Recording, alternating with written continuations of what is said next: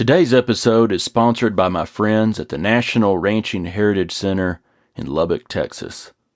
The National Ranching Heritage Center on the campus of Texas Tech University tells the story of ranching in the American West through over 50 historic structures.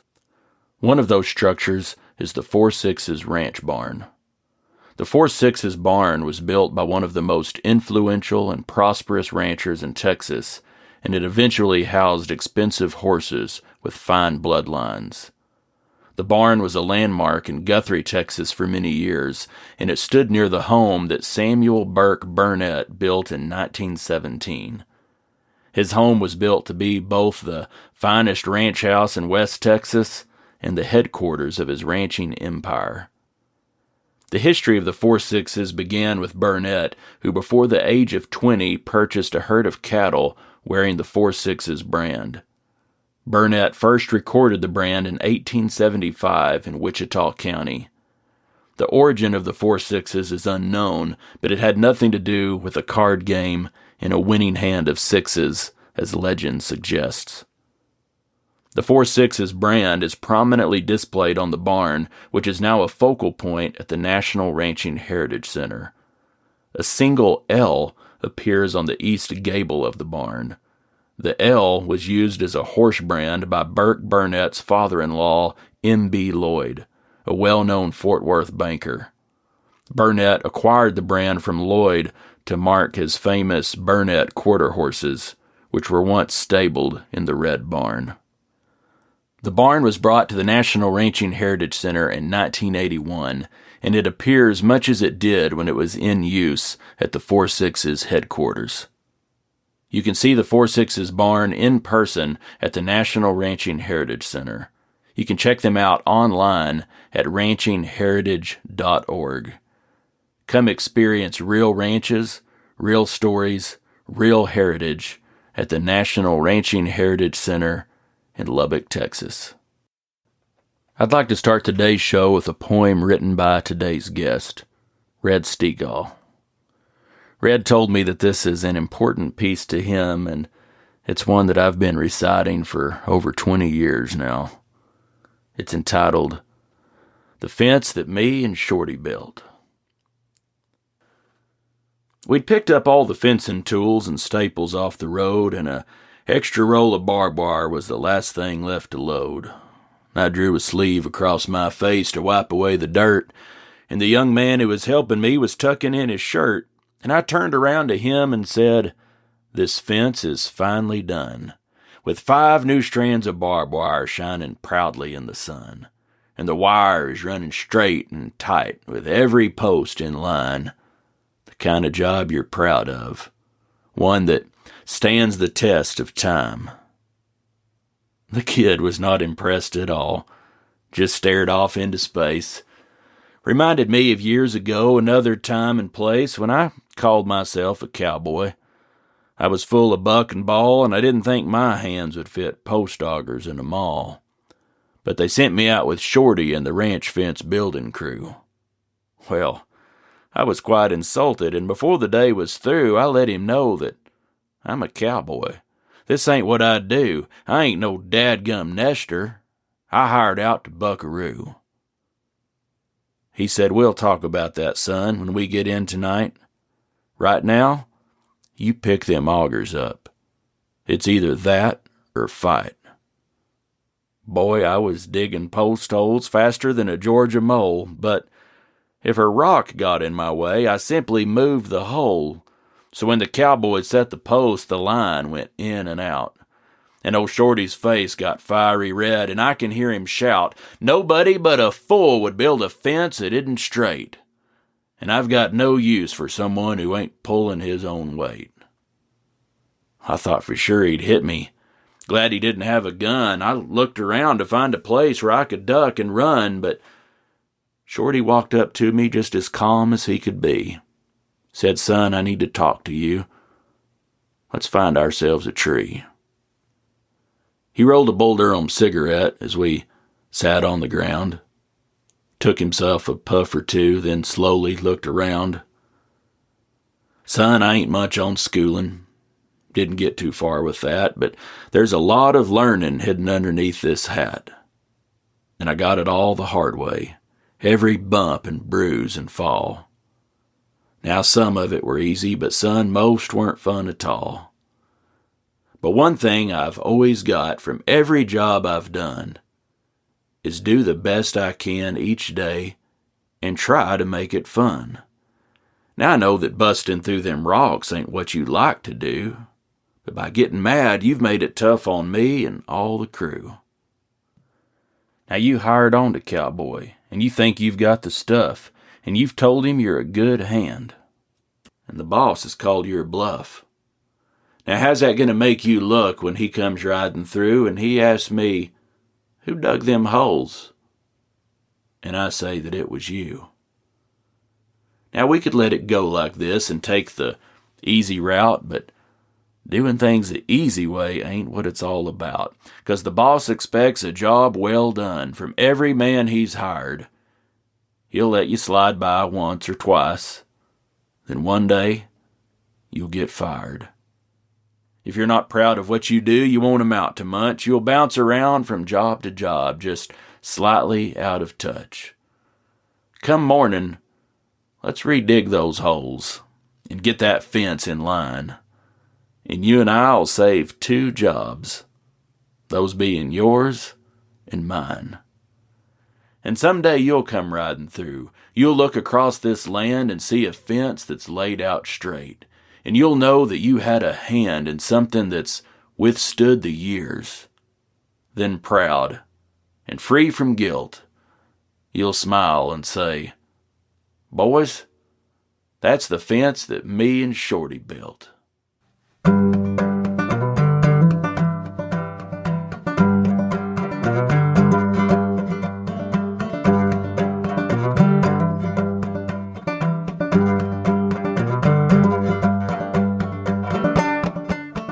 Howdy folks, this is Andy Hedges, and you're listening to Cowboy Crossroads.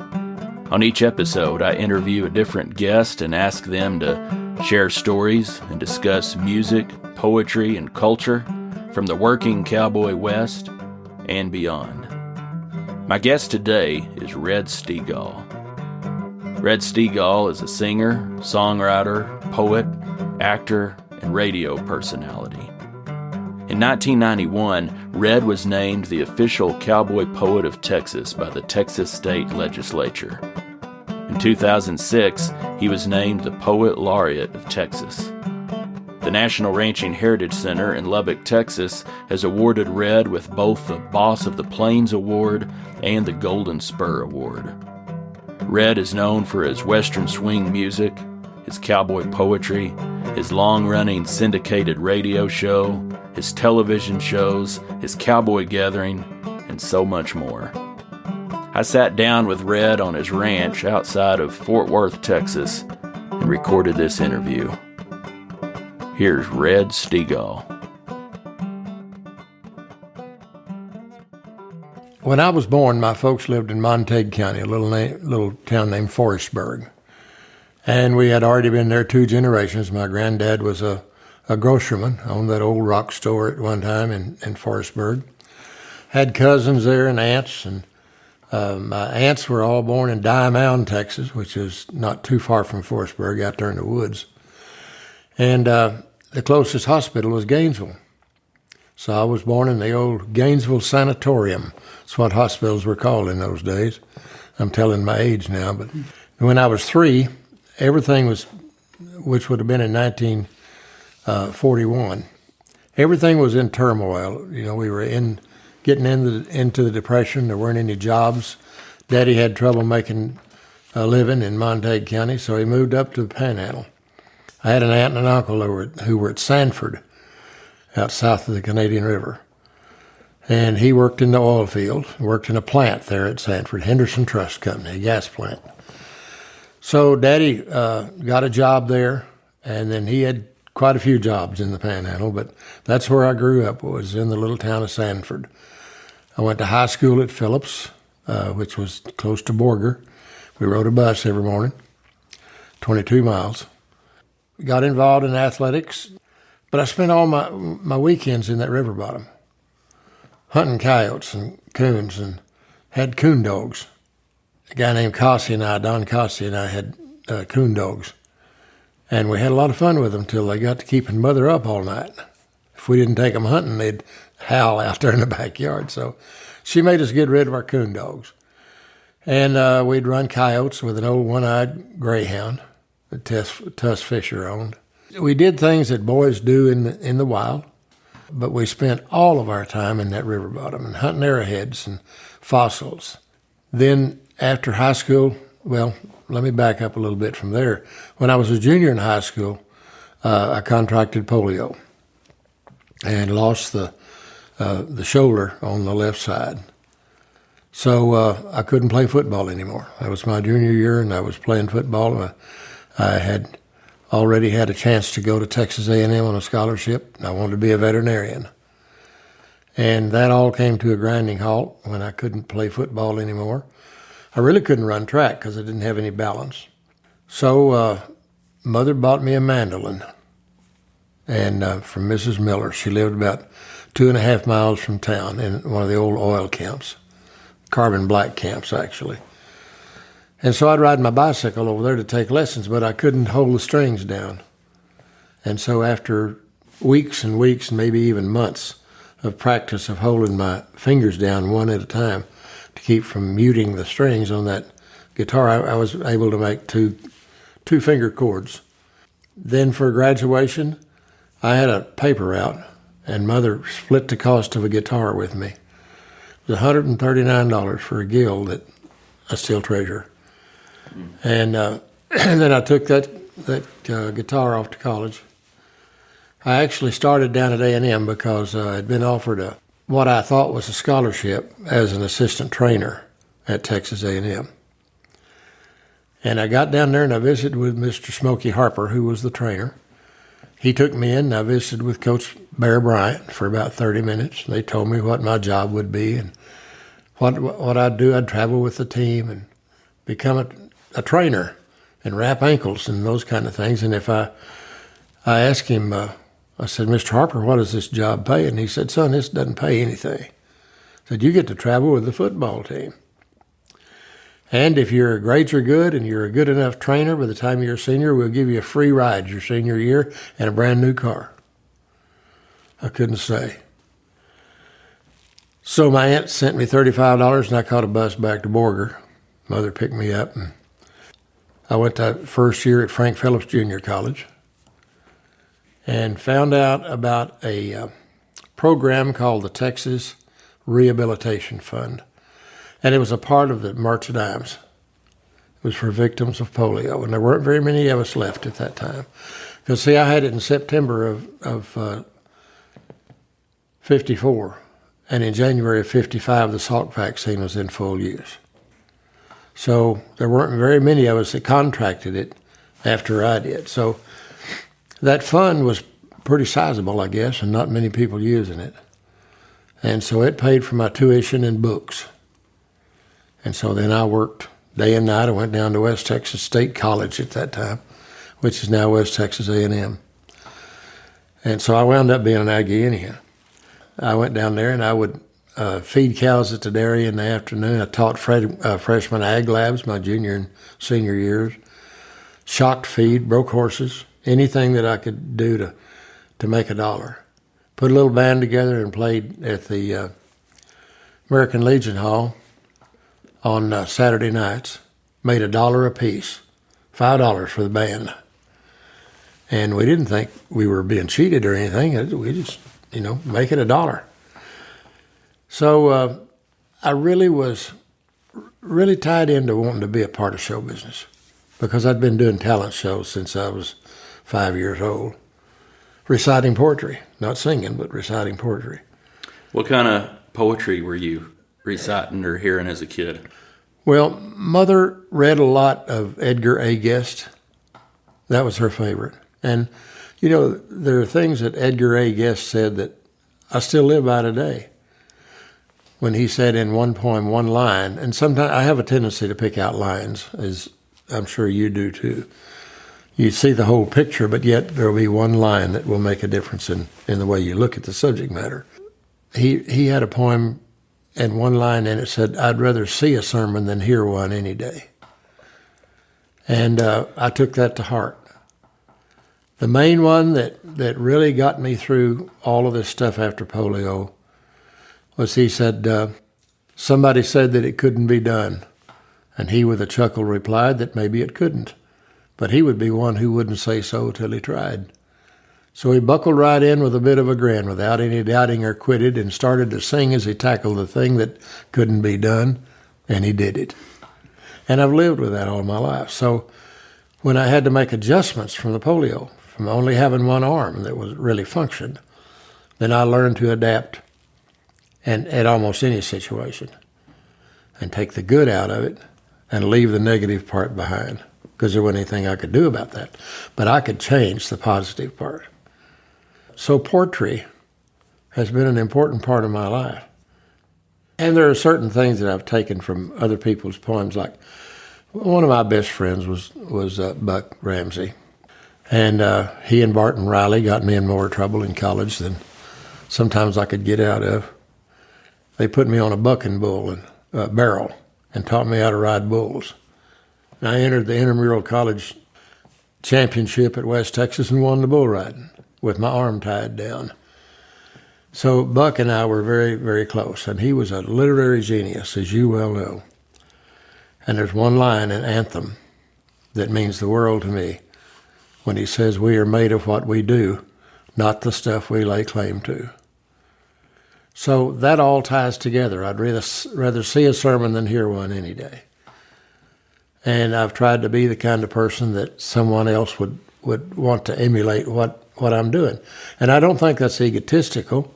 I think it's the way God wants us to work. I think Jesus wanted us to walk as closely in his footsteps as we possibly can. And that means that we would, be an example to other people. So those little things like that, poetry has always been a very important part of my life. However, when I started writing songs, and I started writing songs when I was in college, and then after I got out of college, I was in agricultural chemistry for 5 years with Western Grain and Supply Company. I fumigated grain barns in the days when we had a lot of grain storage in the panhandle. I did that and went to work for Shamrock Oil and wound up in the anhydrous ammonia division. Had a market of a territory of 9 states. So then I went out to Hollywood, and I had a basket full of songs. None of them meant anything. And then I moved in with a guy that I had grown up with. We were childhood friends. He was a little bit older than I was, but we had gone to school together at Sanford. And then when we started high school, then he moved over across the river to another plant where his daddy was transferred. So he went to school at Dumas. His name was Don Lanier. And he and Jimmy Bowen went down to West Texas A&M, and they met a guy named Buddy Knox. And they formed a group called Buddy Knox and the Rhythm Orchids. And they had 7 #1 records in a row. Then Buddy got drafted. He went to the Korean War. Jimmy moved to Hollywood, and Donnie came home to Amarillo. So we'd fool around writing songs, and then Jimmy started producing records for Frank Sinatra's record label, Reprise. And he called Donnie and had him come out there because he needed some help. Things were a lot different in those days than they are now. We didn't have but 4 tracks.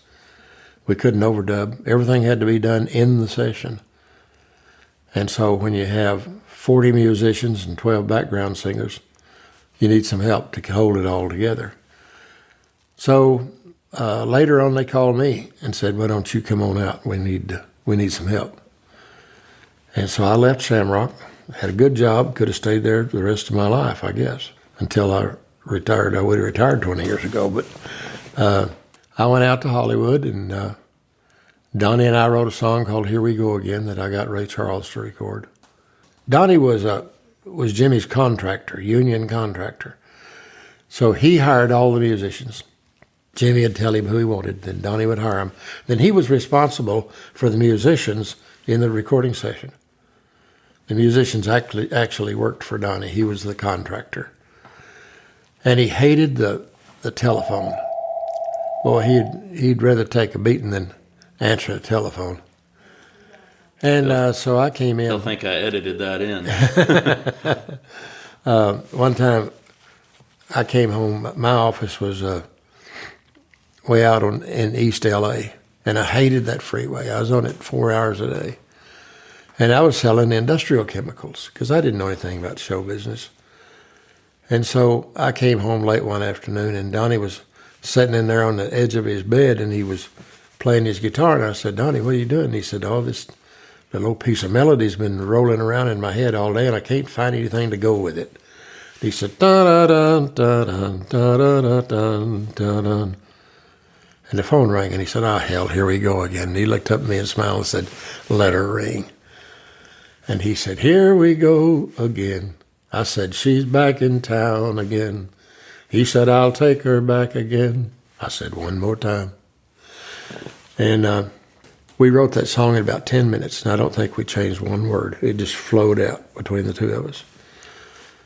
So we called Jimmy that night as soon as we finished it and said, we just wrote a hit song. We want you to hear it. So he was having supper with his wife, Keely Smith, and they just finished, and we played that for him, and he said, "Cut me a demo on that song, and I'll show it to Dean in the morning." So there was a little studio down the street about just a few blocks from our apartment. And so I called down there, and he said, "Come on in." So I called Glenn Campbell and got him to play guitar and sing it. I called Don Randy, who's a great jazz pianist, to play piano. Jerry Allison, who was a drummer for Buddy Holly, played drums for us. And a guy named Larry Knechtel played bass, and he later on formed a group called Bread. And they were all unbelievable musicians. And in about 20 minutes, we cut the best records ever been cut on that song, and it's been cut 63 times. And it was just one of those magical things. The whole thing was magical. We showed it to Jimmy, and he showed it to Dean the next morning, and they got the charts written. And my friend Bill Justice wrote the charts. I have the guitar chart that Bill wrote for that session. So Dean said a little bit later, he said, "You know, Jimmy, we cut a country song not long ago, and it didn't sell but 500,000 copies. Let's hold on to that 'Here We Go Again' song." And Jimmy said, "No, it's a hit, and the boys know it's a hit, and I'm going to turn it loose if you don't want to cut it right now." Well, later on, Dean cut it and had a top 20. Let's see. Yeah, he had a top 10 record with it, country record, 2 years later. But I showed it to Ray Price. He was in town at that time. A friend of mine named Ronnie Green was running a publishing company in Hollywood, and Pamper. And so I played it for Ray, and he said, "Well, I like that if you'll let Pamper have the publishing." And I said, "No, sir, there's not any publishing available." And he said, "Well, I can't cut it if I can't have the publishing." So I went up to Bakersfield. I played it for Buck. He said, "Well, I love that song." I said, "Give old Blue Book the publishing, and I'll cut it for you." And I said, "There's no publishing available, Buck." He said, "Well, I'm not going to put you in the publishing business." And I got mad, and I said, I'll just show it to Ray Charles. He said, "All right, smart Alex, show it to Ray Charles." Well, I went out the front of his office, and straight across the street on the corner was a phone booth by a Phillips station. So I went over there, and I knew Keely Smith's brother, Piggy, had every phone number in town. So I called Piggy, and he gave me Ray Charles' phone number, and I called that number and talked to a man named Mike Akapoff. I'll never forget it. And got an appointment for 10 o'clock the next morning. Now, when I walked in that office building down on Washington in downtown L.A., I noticed that the walls didn't go all the way to the ceiling. And being from West Texas, where the wind blows all the time, I thought that was a very unusual way to build a building. So we had to pitch songs with acetates in those days. And we didn't have tapes. So he put the needle down on that acetate, and it played the first verse, and the phone rang. He picked it up, and he said, "Yes, sir, I'll do that." So he turned to me, and he said, "Red, if you'll give us a 1-year exclusive on this song, I'll guarantee you the A side of a Ray Charles single." And I said, "Put it in writing." And he did. And I wish I knew where that letter was, because I kept it for years, but I've moved around a lot in the last 45 years. So anyhow, Ray recorded it and released it in May of the next year. So it made all the difference in the world to us. And people started paying attention to my songs. And by the time I started recording, I had about 60 of my songs recorded. Not near all of them were hits, but I did have some #1 records. I had 2 with Del Reeves, one with a guy named Ray Sanders called Beer Drinking Music. Del did a song called A Dozen Pairs of Boots and another one called Walk All Over Georgia. He really liked the chorus. It said, one of these days I'm going to walk all over Georgia because Georgia's done a hell of a job of walking all over me. So I had a lot of success with my songs, and so I started recording, and I had 26 records in a row in the national charts and had a wonderful career. So that's what I did. I lived on that bus 250 days a year from about 73 till 85. Out of that 250 days a year that I was out on the road, about half of them were one night in honky-tonks and ballrooms. That was still pretty popular in the 70s and early 80s. The rest of it would have been county fairs, state fairs, rodeos. I played 35 to 40 rodeos a year for all those years. Played a lot of horse sales, cattle sales, rig christenings. A lot of things concerning the oil business, because I had an understanding of those people and the folks who are in that business.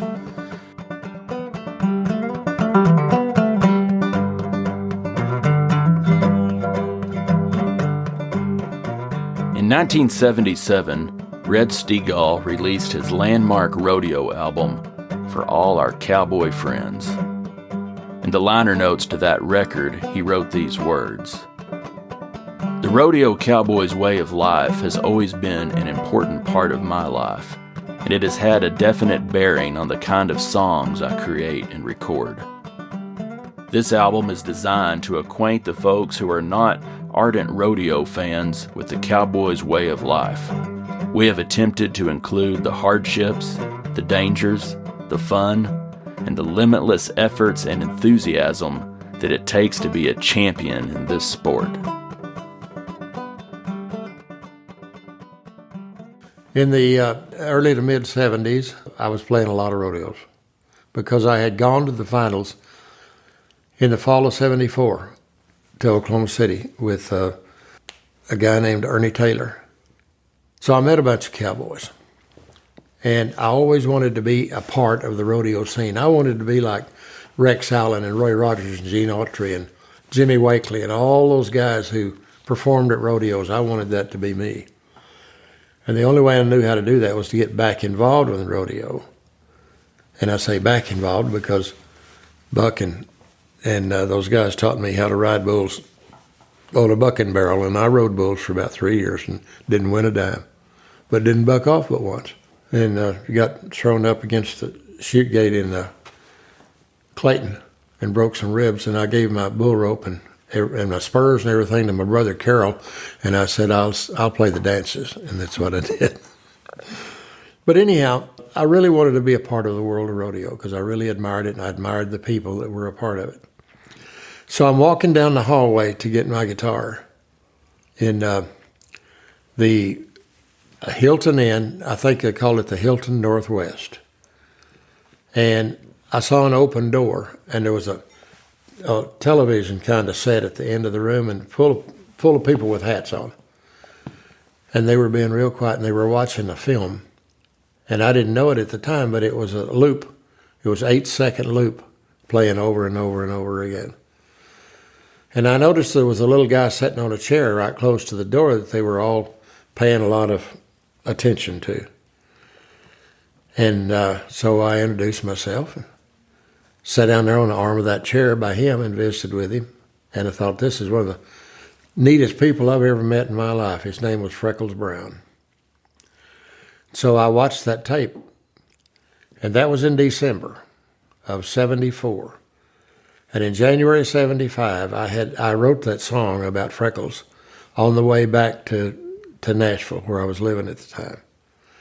And then when we got to the Brown Palace Hotel for the PRCA convention in January of '75. Then I played that song for Clem McSpadden because I wanted to make sure I had everything right. And I had one thing wrong. That film was in black and white, so I thought that was a Bramer bull. But it was a Brayford. He was red. And so he changed that. I changed that, and it wasn't anything, just changed the color of the bull. So he said, Shoulders needs to hear that. So he went down the hall and got Jim, brought him in. Jim said, God, where's Freck? He's got to hear this. So they went and found Freckles. And all three of them sat in there and cried when I sang that song. And I knew I had hit some kind of a trigger that was going to be important to me. And I didn't realize how important at the time. But Clem then invited me to sing that song that fall at the national finals. So I sat on the chute gate and sang that song, all 10 performances. And that's when I heard Reba sing the national anthem. And so in January of '75, I had her mother bring her to Nashville, and we got her, cut a demo with her, and then later on that fall we got her a record deal. So, and she's still one of the best friends I'll ever have in my life. I see her every once in a while and talk to her nearly every week. So rodeo has been a real blessing to me. I wanted to book just one rodeo just to get my feet back in the mud.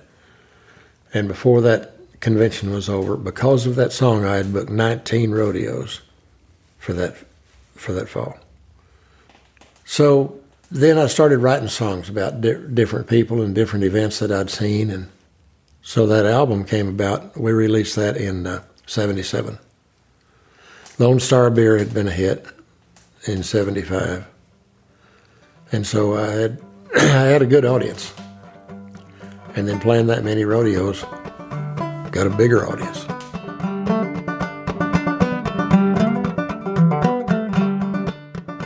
When I was in Hollywood, I was really lonesome for home.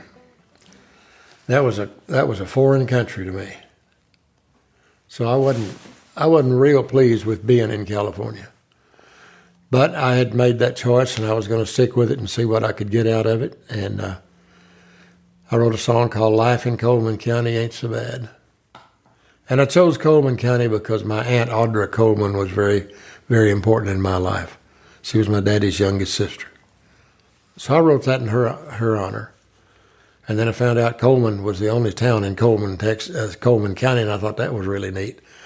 So when I put a band together, then in '76 or '75, then I called that band the Coleman County Cowboys because I thought it had a good ring to it. And then by '85, I like to say that was the year that sad songs and waltzes quit selling. I was reading a country music magazine, and there was an ad in it for people to come to Elko, Nevada, to the first annual Cowboy Poetry Gathering. So my brother Danny and I went out there to see what it was all about. And I fell in love with that art form. And I realized that those are the people that I want to talk to. So for 5 years, I didn't write another song. I wrote nothing but poetry. I reconnected with Buck. And that was a big part of my world was, I'd write a poem and call him and recite it to him just to see if he thought that I was being a good poet. One time we were doing a thing at Goodwill, Oklahoma, at the college there, and I was doing some of that poetry that I'd written. And so Baxter, Black, and Buck got me in a corner and said, you write great cowboy songs and you use sympathetic rhymes. But you can't do that in poetry. You got to use really good rhymes if you're going to write rhyming verse. And all of a sudden it was a new challenge to me because when you combine alone and home and other sound-alike phrases that we use in writing songs. That's not good poetry. It's good songwriting, but it's not good poetry. And so it changed the way I looked at the art form, and the discipline was something I hadn't experienced before. And it became a fascination, and I became addicted to the art form. So for 5 years, I didn't write a song.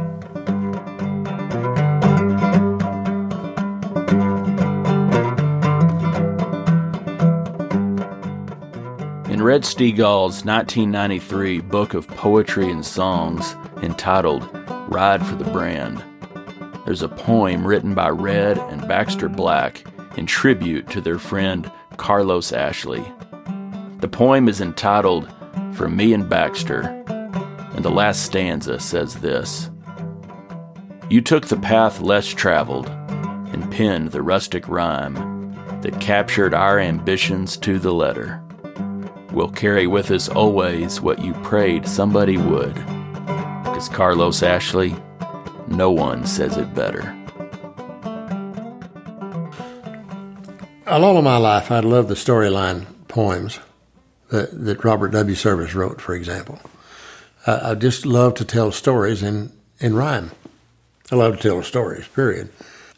But I was playing a rodeo in Fowler, Idaho, and a little guy that worked for the Sunbeam Clipper Company came by at the bus, and he said, I got a tape I want to give you. I think you'll like it.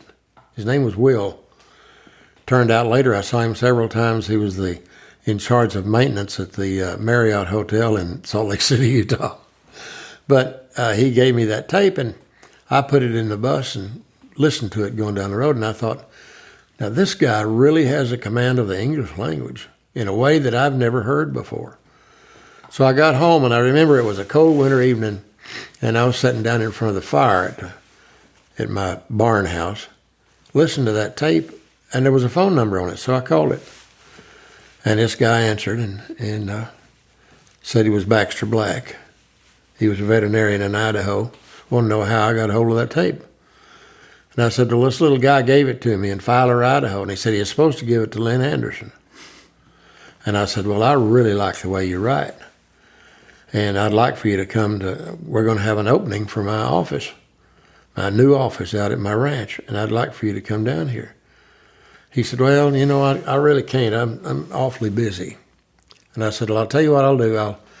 I'll send you a plane ticket, and then we'll take out of your first royalty check. And he said, I'll be there. Tell me when to go.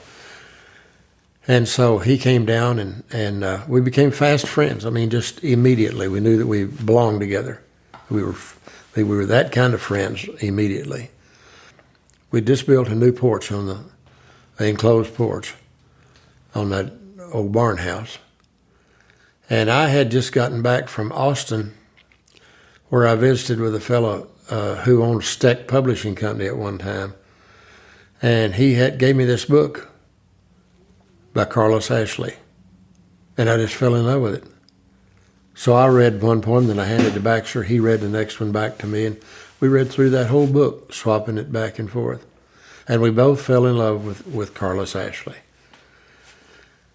Later on, I started going down to Kerrville a lot and stopping off in Lando and visiting with Carlos, and we became very close.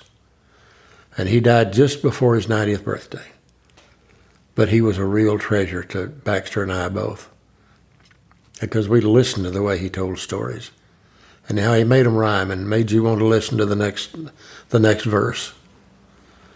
And he was a real blessing to us.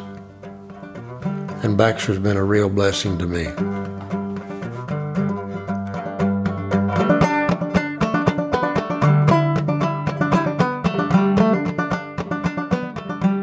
Red Steagall has been deeply influenced by his experiences at the 4 Sixes Ranch in Guthrie, Texas. He once wrote this: I have been to the famed 4 Sixes Ranch at Guthrie, Texas for the spring roundup several times. The first year I went, the chuck wagon still went out to the pasture, and the cowboys lived at the wagon during the spring work. I lay under the stars night after night, dreaming I lived in the 1880s, and I'm certain that many of my songs and poems originate in those dreams around the 4/6 wagon.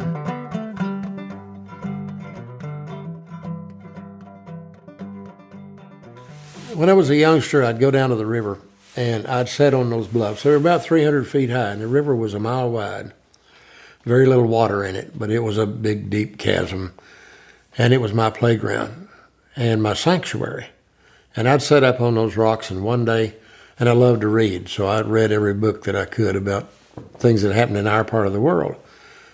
So one day I'd be going up the trail with Charlie Goodnight, and the next day I was fighting the white eyes with Quanah. You know, I wanted to be a part of our history. And that stayed with me. I know that has something to do with the way I write and the way I look at life and the things I'm interested in today. In my 80s, and I was doing that when I was from about 10 till 18, till I went off to college. I just loved that old river bottom. I loved the idea of being a cowboy. Everybody did. Every boy that I knew wanted to be a cowboy. And we had a little bitty town. And we'd sit up there on the porch of the drugstore. And Mr. Brody owned the drugstore. And we'd sit up there and watch those cowboys ride into town, not come in a trailer and a pickup, but ride from headquarters, which was about 10 or 12 miles away. And I thought that was the other end of the earth. Now I know you can do that in about an hour and a half. And they'd trot into town heading to that river country down there that was not fenced. And I wanted to go with them so bad. And so all my life I wanted to be a cowboy. And then after I had the polio, I couldn't develop the skills of a cowboy. Because if I did, I was going to get myself hurt or get somebody else hurt. And I turned down a job with a major ranch after I graduated with a degree in animal science and agronomy. And I turned down a job of being assistant manager of that major ranch because I knew that I was going to have to cowboy at times and I was not going to be able to perform. So that way, at that point, they'd look at me as a failure, and I didn't want that to happen. But I still idolized the cowboy. And so as time went on, and I sat in the jump seat of that bus for all those years and traveled through the ranching country and even into the country where the Indians were king. You know, I read everything I could about the Sioux and the Cheyenne and the Comanche and the Kiowa and the Arapaho. And then every big ranch didn't make any difference whether it was in Washington State or in West Texas. If I could find it, I'd read about it. And then Walt Garrison was a friend of mine. He is a friend of mine. He's still alive. And B.F. Phillips. And B.F. was a great horseman, and he had a ranch up by what is now Frisco, north of Dallas. And he was married to Miss Ann that owned the Sixes. And so he invited me to go up one April to the spring works at the Sixes. And I met those cowboys. I got to ride with them. They even let me drag calves that first year out. I couldn't handle a rope, but they were very patient with me. I learned to understand them and their lifestyle and their set of values primarily, and the things that they hold dear. And it was very easy for me to write about them because they were the most wholesome people that I ever knew. And so in '77, I had finished that album about the rodeo cowboy. And then I started writing songs about the cowboy of today, about probably 84, 85, when the world of country music as I knew it had taken a different direction and I didn't have a place in it. It wasn't that difficult to realize that I didn't fit in the world of commercial country music anymore because I had a place to go. I knew that there was an audience for what I really wanted to do. And then, I can't remember what year it was, but it's been 27 years from now that I started the radio show, Cowboy Corner. And 27 years later, we're still in 155 markets in 34 states. And we have a very loyal audience. So there's a large number of people that love the kind of lifestyle that you and I love. And they believe in it. and they treasure the heritage and traditions and a set of values.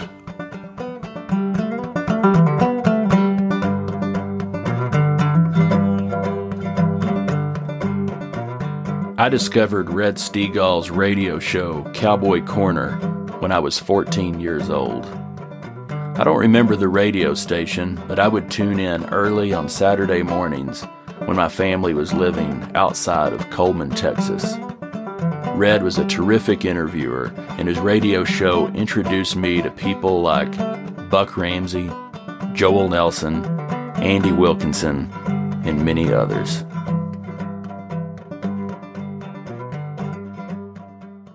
I don't like to consider myself a real good interviewer. I do believe that I'm a good conversationalist. And I just like to engage people in conversation and let their mind paint those pictures for me, and then I can interpret them instead of me making up the stories and putting them in my own vernacular. I learned something very early on, and I went out to the Sixes. I wanted to interview those old cowboys that I'd ridden with for 30 years. Guys who told me most wonderful stories when we're out horseback. And they'll say, you know, that's Croton Creek. And they'll tell me about a story about somebody that had a bad wreck in Croton Creek, that a bull got them down or something. You know, they had all those great stories built up in their minds. So Lath Withers and Royce McLaury wanted to be in the same room together. And I thought, well, that'd be a good idea. But it was a horrible idea because neither one of them would tell me stories because they were both at those scenes that they wanted to tell about. Now, here's the thing about it. They interpreted what they saw through two different sets of eyes and two different brains. And there's always going to be something that's a little bit different because of the way it was interpreted. So neither one of them would talk. I didn't get an interview with either one of them because they wouldn't tell me any stories. And that's the one thing I learned, that you have to have a person sitting by themselves. You can't have a family member with them. You can't have anybody else to listen to what they're saying because they're cautious. They don't want somebody to think they're windy. They don't want somebody to think that they made that up. There are very few people that can really tell a story the way they want to when there's somebody else in the room that was there at the same time. So that's the main thing that I learned, was to isolate those people, have them tell me their stories. And that's the real story, the way they saw it. It's been an unbelievable trip, Andy. I can't imagine my life without being able to hear those stories, learn about the history of our country in depth instead of just skipping over the... Well, the best example I can give you, we went on a tour, a boat trip one year down the Danube as a river cruise. And Gail got special guides for us in every one of those towns we went through. And I didn't understand why till we got over there. And they had a bus at the boat you get on the bus and they'll tour you through the town. Well, I wanted to see the Lipizaners. That was the most important thing that I wanted to see in Vienna, was the Spanish Riding Academy. Had we been on that bus, they'd have gone by and the driver would have said, and on your right is the Spanish Riding Academy. Well, I got to go into the Spanish Riding Academy and watch them train those horses, which was the highlight of our entire trip as far as I'm concerned.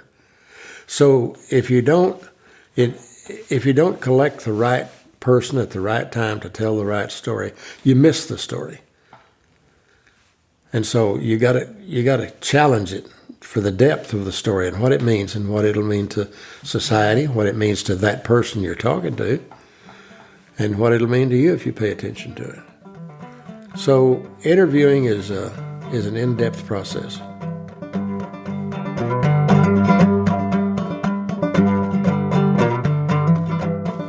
I'm not like a lot of my songwriting friends who go to work every day and write something every day.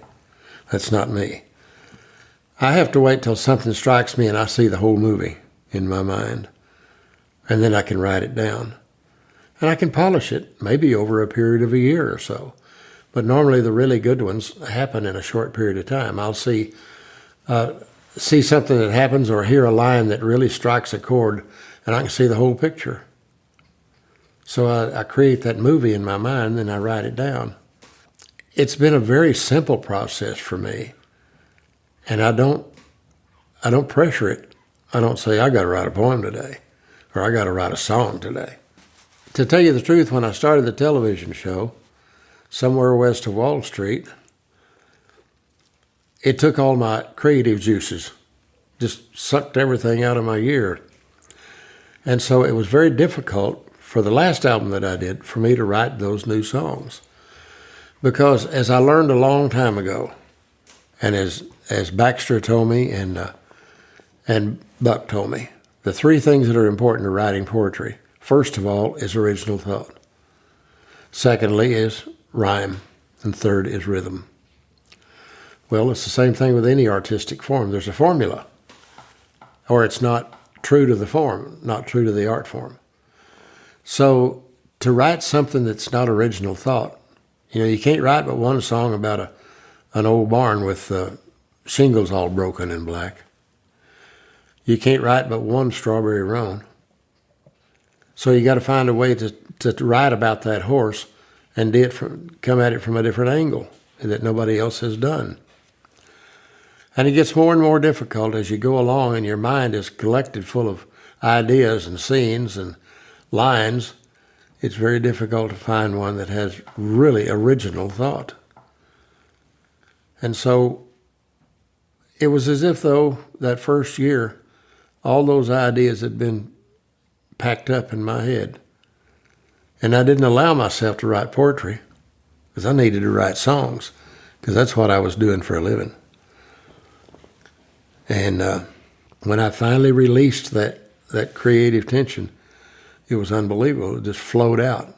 All the things that I'd seen and all the things that I'd dreamed up, all of a sudden I could put into rhyme. And it was an unbelievable time period in my life. And I'll forever be grateful to it.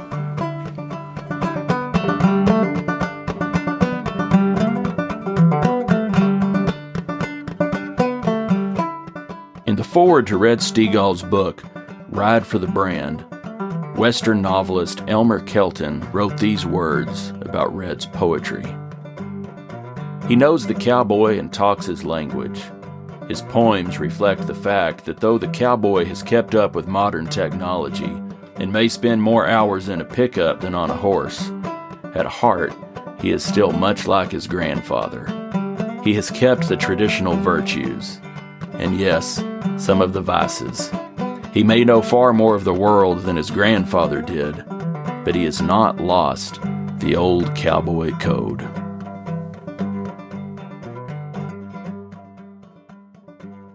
If we define the values of the cow country, to me, it's honesty, integrity, loyalty, work ethic, dedicated to your family, convicted about your belief in the Lord, and practicing common decency and respect for your fellow man every day you live.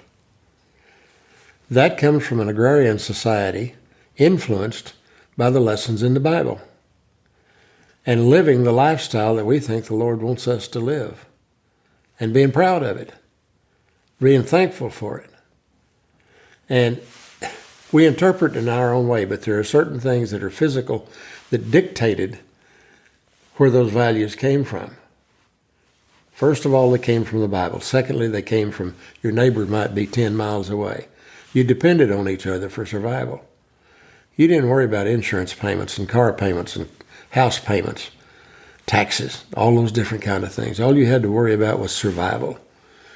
And you needed other people to survive, so you needed to get along with your neighbor. The fence wasn't a barrier. The fence was a mutual boundary. So you took care of your neighbors, and they took care of you. So that was one thing that created that set of values. Another thing is in the early days before there were fences and there weren't any telephone lines, weren't any automobiles, you traveled about 5 miles an hour in a nice, easy trot, and you could manage about 30 miles a day. So if you wanted to talk to somebody, you made a real effort to go talk to them. You made a real effort to be nice to them. Now, there were people out riding circles, keeping their bosses' cattle back towards the home range because there weren't any fences. So there's one coming from the north and one coming from the west and one going north from the west and so forth till you had a big circle of people. And they were the information pipeline. They brought all kinds of information from the outside world. And the outside world may only be 10 to 12 miles away, but it was an outside world. So you learned all about the different things that were happening. Most of all, you learned about the people. If a guy was a liar, a thief, or cheat, wasn't honest in any way, or treated horses bad or treated other people bad, he'd get fired eventually, and his reputation would precede him. So he'd ride to the next camp, and he was allowed to lay out his bed, have a warm supper and a warm breakfast, and he was expected to move on the next day. So without knowing it, they policed their own society. And that system of exercising the values of life that we all hold dear, that make us harmonious, still exists in the cow country because it's handed down generation to generation. There are little things that like if you're in a roundup and you got a spot in the roundup and you ride over in front of the next cowboy, you're doing two things. You're telling him you can do his job better than he's doing it. And secondly, you leave a big old hole where you ought to be. Well, there's not anything nefarious about that. That's just a good lesson for a young person to learn. Respect that other man's territory. Respect his bubble. Because his bubble is as important to the overall thing as yours is. And if you destroy your bubble to enter his, then you've left a gap where the cattle can get through. And that sounds really simple, but it's a matter of respect. So we learn at a very early age in the cow country, whether we lived in a little town or whether we lived out on a ranch in a lion camp, we learned respect for other people and be cautious about their feelings because we all work in this together. And that's what made America great, was working together. And now we've become so divided, it's going to take a long time for us to get together again. And we need a difference of opinion. If one cowboy sees a situation that's a little bit different than yours, don't call him a fraud or get mad at him and cuss him. Watch what he's doing, and you'll learn something from his direction. He'll learn from yours. So we become and remain a harmonious society. And I think it's so important. And we learned that through an agrarian community.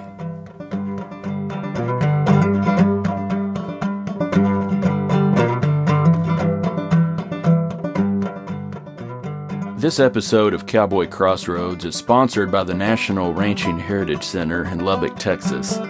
And in 2018, Red Steagall was the recipient of the prestigious Golden Spur Award that the National Ranching Heritage Center gives to honor individuals in the ranching and livestock industry. You and I live in an art form that is very important to the preservation of a lifestyle.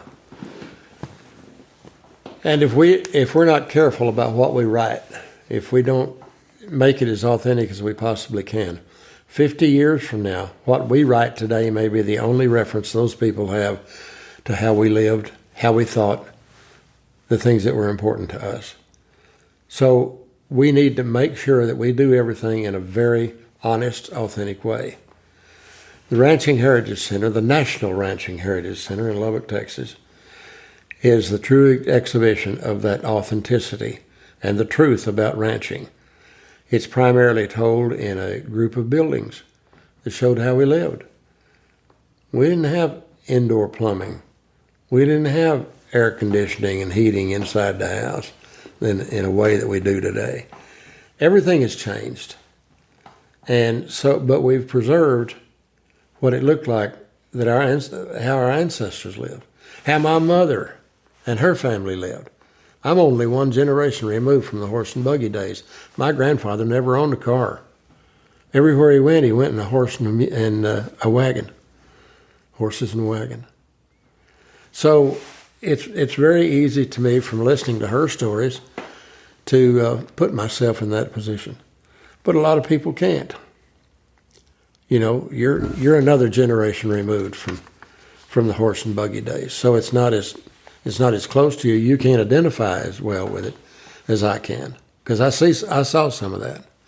But at the Ranching Heritage Center, we preserve the image of the ranching community and the buildings that they used and the way they made it work. And it was tough, even with the buildings. It was tough. And it's important to me that we continue to do it in an authentic manner. The award that the Ranching Heritage Center gives to people who have contributed to the lifestyle is a very important award, and it was long before they selected me to be a recipient of that award, which was one of the greatest honors of my life, and always will be, because I always felt like I was standing on the shoulders of giants. And what I do for a living and the way I live my life, somebody else invented. I'm taking advantage of it, of their knowledge and their ingenuity and their skills to live a life that I absolutely adore. And to be recognized as one of those people was unbelievable, and it still is. I still can't get over it. I can look at that bronze and realize that it belongs to me, but then I question, what did I do to deserve it? How was I selected over somebody else who spent their whole life as a rancher, which I haven't, or spent their whole life as an educator, which I haven't? You know, it's mind-boggling and very humbling. And the Ranching Heritage Center is one of the most important institutions in our society as far as I'm concerned. And I've been very honored to be a part of that board of directors for over 20 years. And I'm emeritus now. And so I can still go to the board meetings, but I don't need to. So I'm very honored to be a part of it.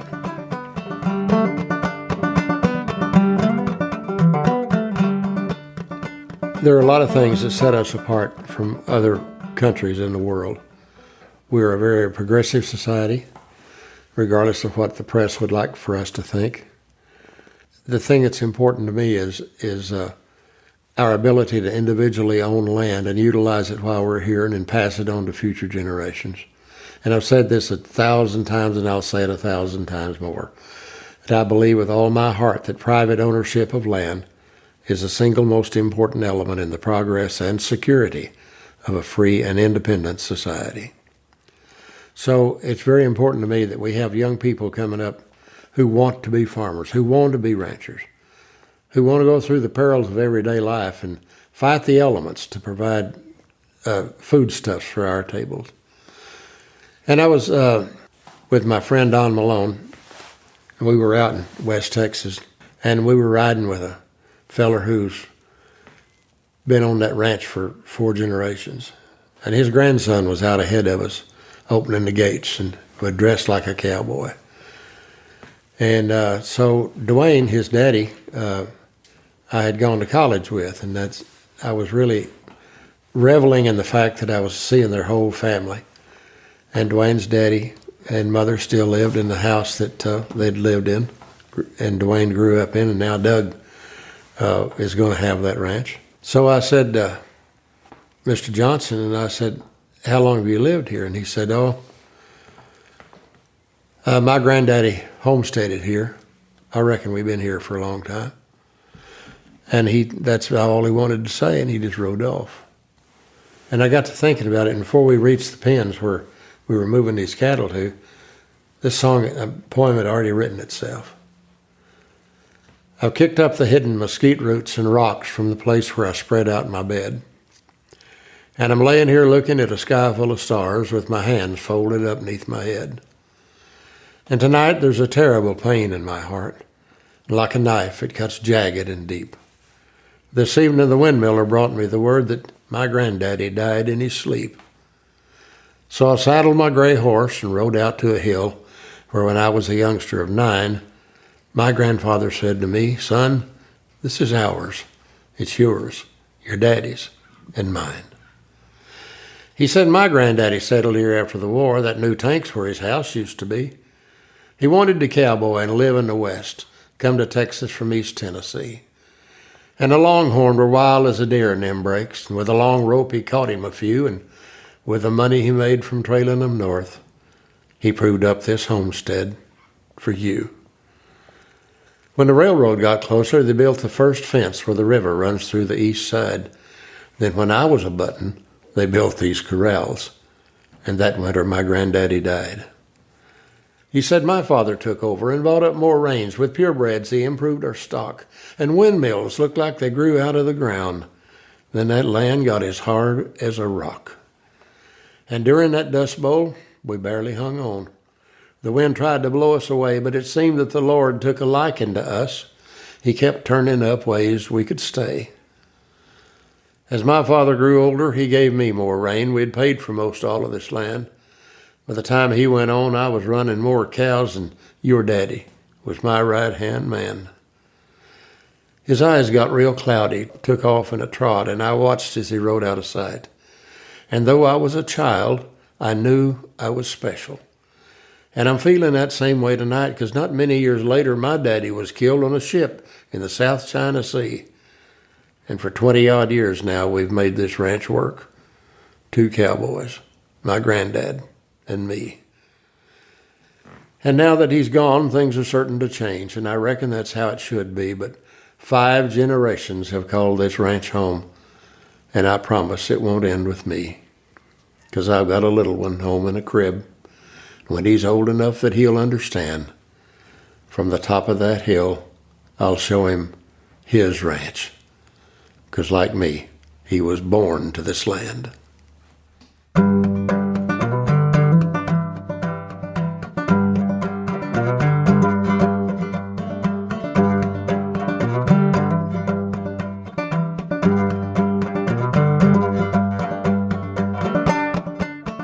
All right, folks, that's it for today's episode.